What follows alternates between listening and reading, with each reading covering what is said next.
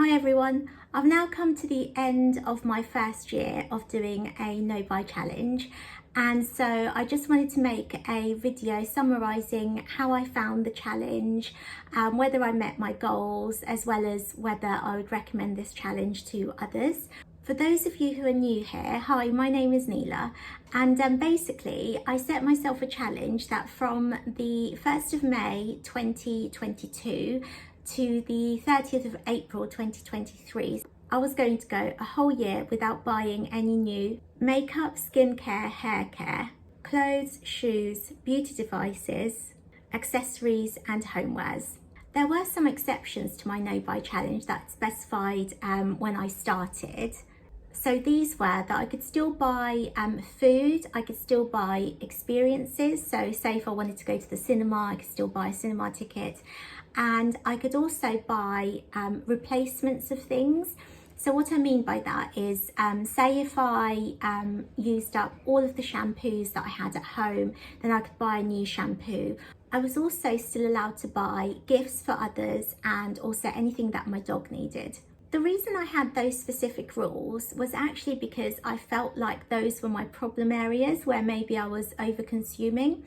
And so I wanted to set myself a challenge of like going cold turkey, not buying those things anymore, to see if I could establish a new relationship with them that was perhaps more healthy and that was perhaps not as driven by emotions. Because what I found was that a lot of my overconsumption and a lot of my overbuying things was actually because I was trying to satisfy some emotional need through buying more and more of these things. Now, as is the way with life, I did have a couple of curveballs thrown my way. So during the year, I became pregnant, and I wasn't expecting to be pregnant. And also before the year was up, I was expecting to have my baby, which I have had, and that's probably why this video is so late, because I just realised after you become a mum, you literally have no free time at all. But anyway, so because of that, I had to actually add two more exceptions to my list of things that I could buy. One of them was things for the baby. So, you know, his pram, cot, that kind of thing. And the other were things that I needed during the time I was pregnant. So like maternity leggings, a maternity coat and things like that. But I still stuck to the spirit of the challenge, so I was only buying those things when I could no longer fit into my normal clothes. And so although I perhaps didn't do the letter of the law of not buying any new clothes, I literally just bought things that I needed. I managed to wear a lot of things like jumpers and things like that, that were my pre-pregnancy stuff all the way through my pregnancy. But I found, especially with like leggings and a coat and that I couldn't really fit into anymore, I did have to buy what I would call replacements of, because, you know, I just didn't have anything that fit me anymore. And same with the baby really. So I didn't go crazy buying lots of things that I didn't need for him. I took a few donations from some friends that had like babies before me, that they were giving away some items, so I took advantage of those. And I really only bought things that I absolutely needed for him, like a pram and I'm just thinking what else. Oh yeah, like a car seat and things like that. So yeah, so those two exceptions did come in part way through the year, but I still tried to stick to the spirit of the challenge as much as possible. As well as rules, I also had some goals that I wanted to achieve from the no buy challenge. So one of them was financial. So before starting the challenge, I was very living hand to mouth. So as soon as I would get paid, like literally my salary would just be wiped out because it would go towards paying off my overdraft. And I was also always feeling really nervous because I'd like maxed out a lot of my credit cards, and I was always feeling like I didn't have like money, and I just didn't want to live like that anymore. And I also didn't have any savings, and I just really wanted to get myself to a position where not only was I out of debt, but I also could start saving a little bit. The other goal I had was actually to do with less time and stress. So through engaging in a lot of shopping behaviours like searching, buying things, returning them, packaging them, taking them to the post office, not only was it taking up a lot of my time that I probably could have devoted to other more productive things, it was also taking up a lot of my sort of mental my thoughts and like my stress. So what I mean by that is there was a certain level of stress of always wanting to find like the next thing that I needed to buy in a certain category. But it wasn't until I started doing the challenge, that I realised that there were these kind of emotional drivers that were going towards kind of fueling that stress, because it was like I would be like, oh, I need to get this because then I'd feel better. And if you feel like you need to get something in order to feel better and then you can't find that thing, or you can't you feel like you can't afford it or something like that, it's quite hurtful and it's quite stressful. So I wanted to eliminate those kinds of stresses from my life as well. The other thing was that I live in a small flat in London, and basically because of the overconsumption of things, I'd often have like loads of duplicates, and I'd buy like bulk buy things, and that meant that a lot of my flat was taken up in storage. So like I'd just be storing loads of notebooks that it would take me years to get through. I'd be storing loads of, I don't know, baby wipes, loads and loads of backup moisturisers, sun creams, you know, all things like that. And I realised that if I could actually use up a lot of things and just have one of each, I could create a lot more space in my flat. Yeah, so that was the other goal that I had. So in summary, because I babbled on quite a lot, my goals were financial, so getting out of debt, putting some savings away.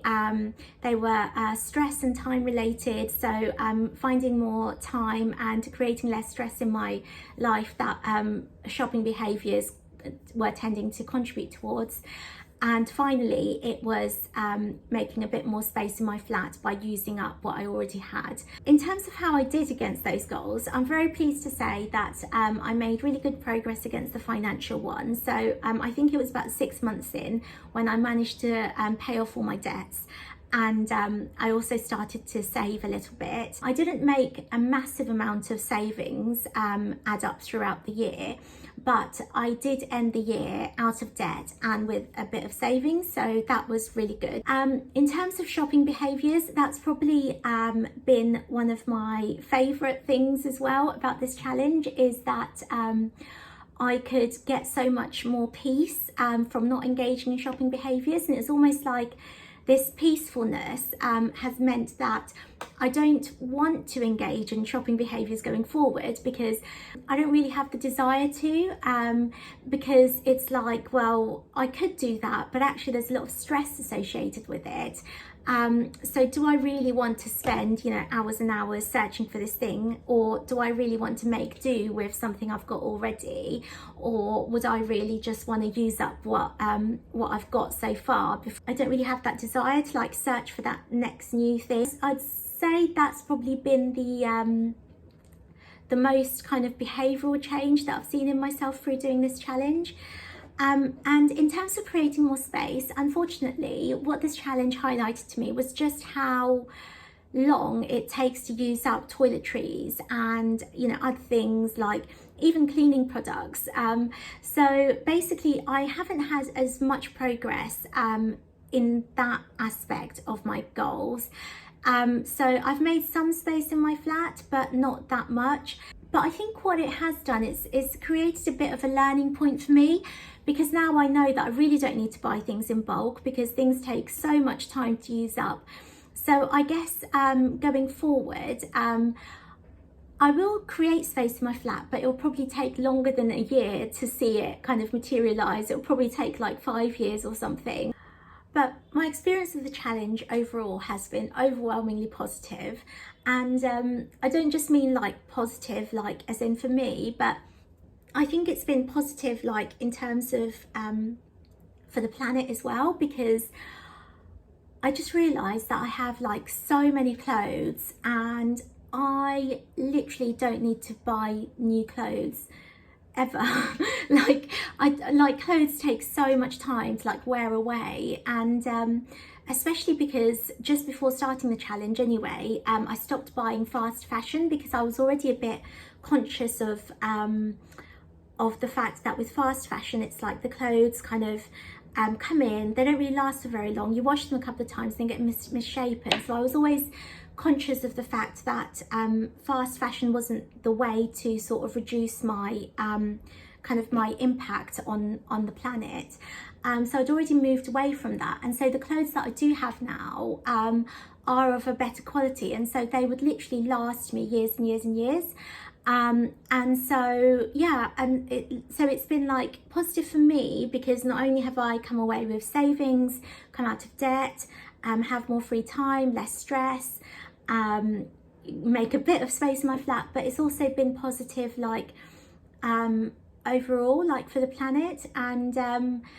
And so really, I would say any kind of frustrations that I felt during the year, so the main frustration I guess I felt was actually not being able to buy homeware. So I'm like really into organising my flat and like kind of buying new boxes and containers and things like that.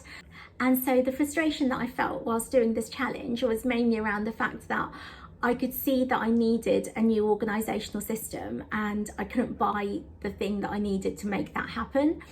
But yeah, like any frustration to do with that was more than made up for by the positives. So in terms of whether I would recommend it, absolutely I would. The only thing I would say is that it's really important that if you do your own no buy challenge, you're at a place where firstly maybe you feel like you have got enough, because I feel like sometimes there are times when we do have to buy things, and that's probably not a good time to do a no buy challenge, especially for that category. So as an example, say if you moved into a new flat, and especially if it's like bigger than your old flat, that's probably not a good time to do a no buy challenge for homewares, if you see what I mean, because you'll just get frustrated and it will probably be a really negative experience for you. But I'd actually lived in my flat for I think about 4.5 years when I started, so I had most of the things that I needed. So homewares was a good thing for me to add in.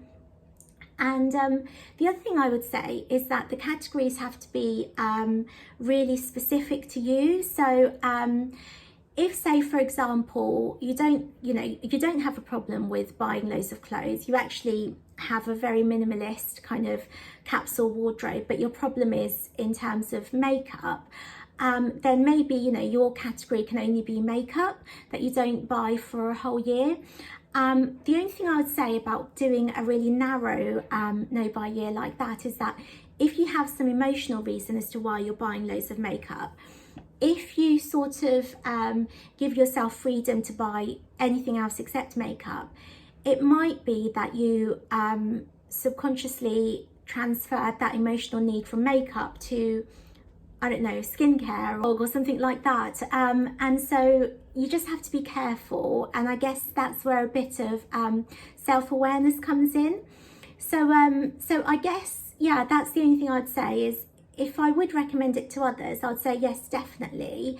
But just make sure you have a think about what your problem areas are. What maybe the underlying emotional needs might be that those problem areas are sort of, filling in for, and then make the decision as to what your categories would be. As well as categories, in terms of the length of the challenge, I do think that doing something lengthy like a year or maybe even 6 months is probably the way to go, because I actually didn't have a lot of my insights until quite a bit into the challenge. So as an example, it took me 6 months before I got out of debt and before I could start saving.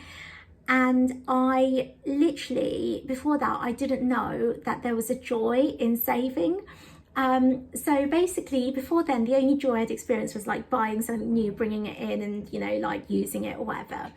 But then once I'd sort of made my way out of debt and I'd also managed to put some savings away, I realised that there was like this sort of feeling of lightness and this feeling of freedom, and even this feeling of joy of seeing some savings build up. And if I hadn't done it for 6 months, I wouldn't have known that. And so now this joy of saving is also acting as a motivator for why I'm not going crazy buying things now that I can, because there might be a joy in buying things, but there's also actually a joy in saving, and then that almost motivates me not to spend money. So that's why I'd recommend doing quite a lengthy period. I mean, I would really recommend a year, to be honest. But if you don't feel like you can do that, I think at least 6 months would probably be a good time to do it, because then you get to experience more of the realizations, and then you get to experience more of the benefits of the challenge as well. And if you've done, 6 months, you might as well go a full year as well. So that's what I would say in terms of duration. So that's actually it for a summary of how I found the no buy year.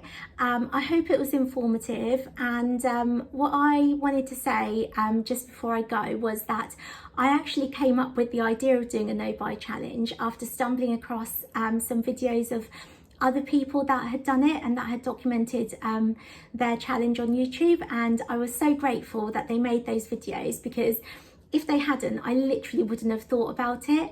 So I guess if you watch my video and you get motivated to do your own challenge, I'd be so grateful if you could leave a comment just to let me know, because to me it would be like I've paid it forward, if you see what I mean, because I've benefited so much from it. And I'd love to know if I've inspired other people to do it. So thank you so much for watching. I'm not really quite sure what to do with my YouTube channel going forward. As I'm a mum now, I do feel like I've got a few videos that I can contribute towards what it's like to be a mum, as well as how to maybe make do with less. Because I'd love to go towards this idea of minimalism, of a capsule wardrobe, and all of those kind of things. And so I probably will take my challenge towards that direction.